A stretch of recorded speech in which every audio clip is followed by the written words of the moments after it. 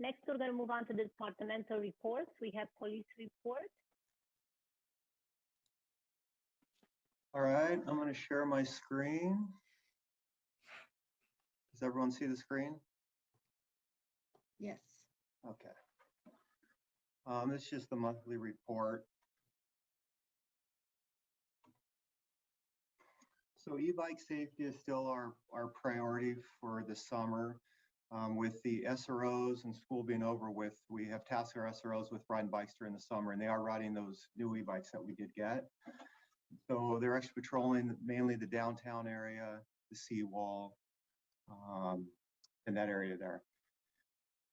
The police department with the school district and the city got together and held a virtual meeting on e-bike safety and law sharing. For the following information was understanding what's legal and what's not when it comes to e-bikes, your responsibility as a parent or legal guardian of an e-bike rider, tips for keeping kids safe and their driving records clean, and why police departments and parents need to work as a team to keep our community safe. This was an effort by all of them, and the reason we use the school district is they were able to get it out on social media for this meeting, and the city did the same thing. And we had, I believe, over 100 parents and students, or at least I should say younger kids, participated in it, and it was really kind of a question and answer setting, and per the officers that were on it, it seemed to be very successful, and parents got a lot of good information out of it.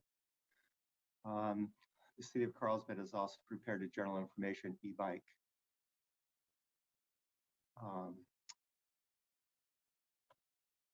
on their website. It's laws and for the e-bikes that's put on the website.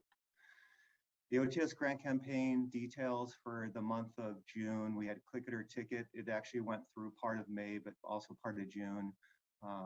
And that's obviously the seat belts. We had Site Day in National City on June 15th, was very successful. And National Ride to Work Day was June 21st. At a DUI checkpoint on Friday the 11th, June 11th at Carlsbad Boulevard and Beach. 1,100 vehicles passed through the checkpoint. 6 field sobriety tests were conducted. 0 DUI arrests. 9 citations were written for no driver's license.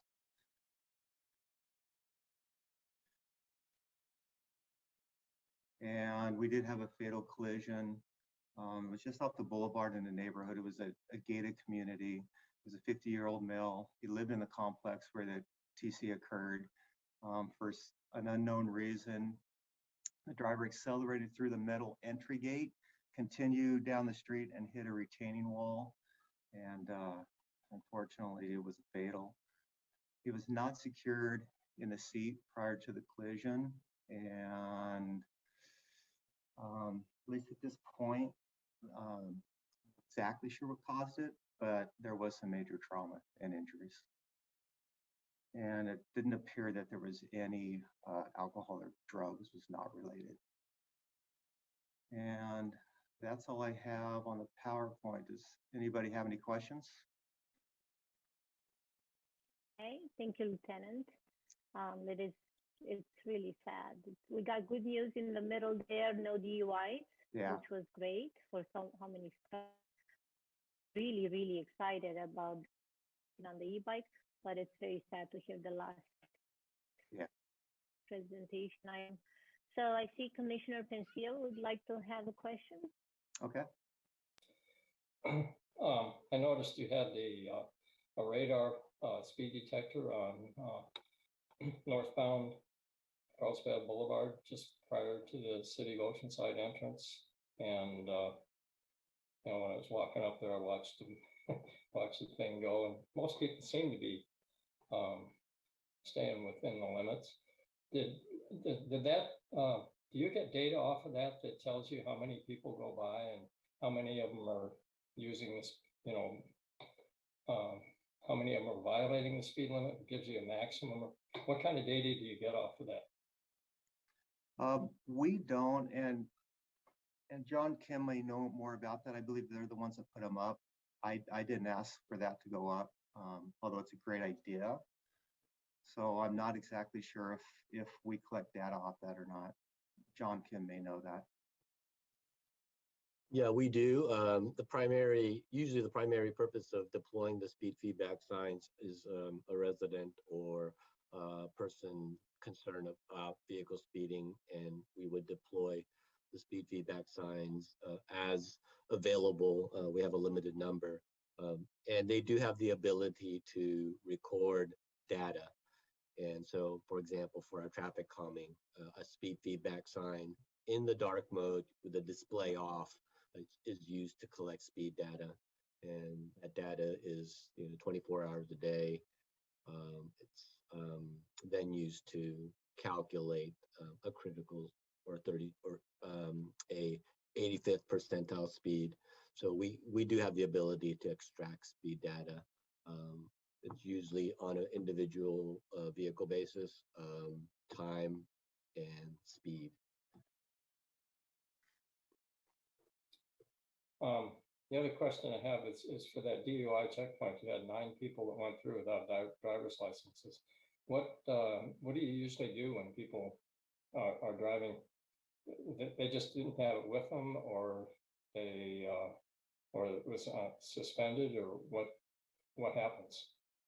So we would issue the driver's citation for not having a driver's license, and if a passenger has a driver's license, then they can leave with the vehicle as long as they have a licensed driver to leave.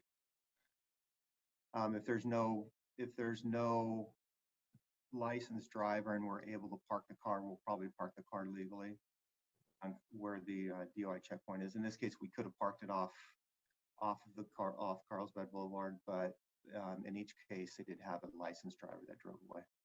Okay. Thank you. Okay, any other commissioner questions? Vice Chair Perez? Yeah, thank you, Chair. Lieutenant Thomas, in regards to the e-bikes, and especially down in the village with the, I guess I just want to put it out there. Are we seeing any issues with adult riding e-bikes and drinking, so under the influence of biking while intoxicated? I don't know if it's called BWI or whatever it is, but are we seeing any increases in that, or are we checking for that, or is there anything that you can see out there that's of any concern? Yeah, I haven't received any emails from the watch commanders on different watches if we for any alcohol related offenses on e-bikes. I would say that there probably is some, but I haven't seen any stats on any arrests or citations for open alcohol on bicycles or anything like that. So potentially could happen, but we're not seeing it. Our biggest issue seems to be more with the younger kids than it does with the older adults. And that's who we're kind of focusing on now because of the issues that's caused earlier in the summer and at the end of school year. Thank you. And then last question I have is, I think it was in the last month, I can't recall if it's with Carlsbad or if it was with maybe another city around, but is there any reports of, are we seeing any like laser, I can't describe, lasers being pointed at cars or anything like that, or do any incidences like that? I think I picked up something on the news about lasers, during the summertime. So I don't know if that was anything in Carlsbad or any reports of that. Yeah, I haven't seen that either. The last report I saw was actually an aircraft where laser was pointed up towards an aircraft, but I haven't seen any calls for service for lasers on vehicles. Okay, thank you. Any other commissioner comments? Commissioner Fowler? Yeah, so I walk almost daily down Carlsbad Village Drive from Concord down to El Camino Real, and it's a pretty long stretch. There is one light at, can't remember the name of the street there. But so the e-bikes allow people to ride up the hill, obviously, and they ride down the hill and they go the speed of traffic. And like kids, young kids with older kids, and sometimes they're in the bike lane. Oftentimes they're going the speed of traffic in the in the traffic lanes. And I'm wondering, is there a way to monitor that? I mean, I think everybody's waiting for some kind of watershed event that would be tragic, and you can kind of see where it might happen. And do you have any thoughts about that? There's a number of hills that are like that. Tamarack would be an example, and we talked about that at the last meeting.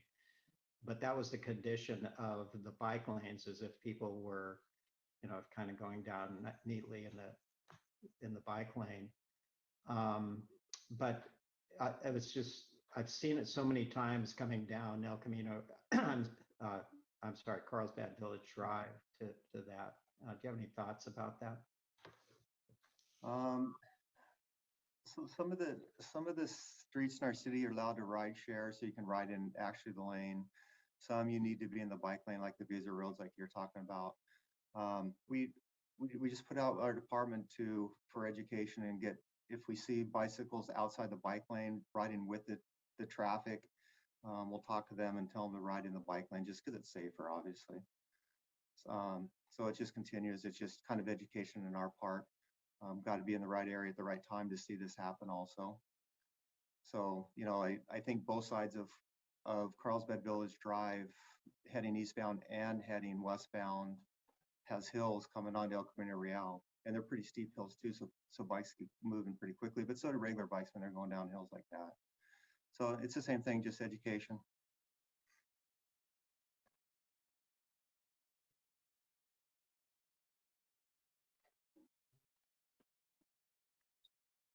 Yeah,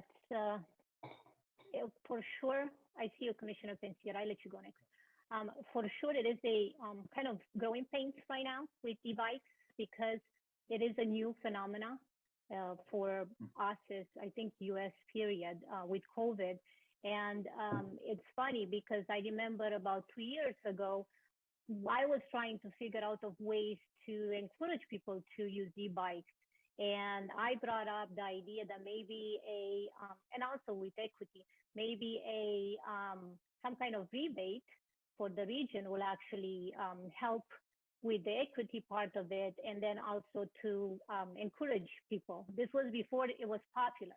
And the good news, actually, I just found out today, I don't know if other people seen it, that, because I also brought it up at the assembly level with our assembly member at District 76, that she actually got a budgeted from the federal $10 million for our regions for e-bike rebates. And even better news is that 10% of that is for safety. And I do want to applaud the city for creating that website of safety, and the police department and the school district for working together and putting together all this effort with the safety. Again, it is such a phenomenon for all of us to see so many kids on bikes. I personally think it's great to have all this freedom and also take up all those parents off the roads, just dropping them off and picking them up in their own individual cars, because that will eliminate. It is a growing pain. It is going to take a little bit for the drivers to get used to it, having the kids on the road and the kids to learn the rules. But I do think that hopefully not too late before we have any kind of fatalities or something, God forbid, it's going to be a good outcome in the end between the freedom and the environment and so on. So I'm really excited about the rebates and the education and what the city and the police department, the school district is doing in our region. So it's really, really good news. Commissioner Pensier, you had one more question? This is a follow-on question to Commissioner Fowler's question, specifically on the downhill side of Carlsbad Village Drive. It's very steep, and as you indicated, the bicyclists can move at the speed of traffic. And that was one of the questions that was asked at that e-bike seminar. And I believe the answer to that was yes. If the cyclist is moving at the speed of traffic, then they can leave the bike lane. And in fact, I've found over the years that that's a much safer place to be because you have not only you're more visible to the traffic, you are more visible to people that are coming out of side streets and driveways and so on. And you've got a lot of you can go both ways if you run into issues with debris or potholes or things of that nature in the road. So, on the uphill side, it's different. Yeah. There you really need a climbing lane. But on the downhill side, and that's, if you can move with the speed of traffic, that's what I heard is, yes, you can leave and it's legal. And in my opinion, it's quite a bit safer. Commissioner Fowler? Yeah, but I was thinking more that they're going 45 miles an hour and that would violate some of the rules with the e-bikes, would it not? Or no? Yes, it would be the speeding laws that we would enforce on that one. So they have to go the speed limit, obviously. And those bikes are only designed to go a maximum, I think, 28 miles an hour anyway. Now downhill is totally a different story, and they're going to go faster. So we would enforce that like we would any speeding law on bikes.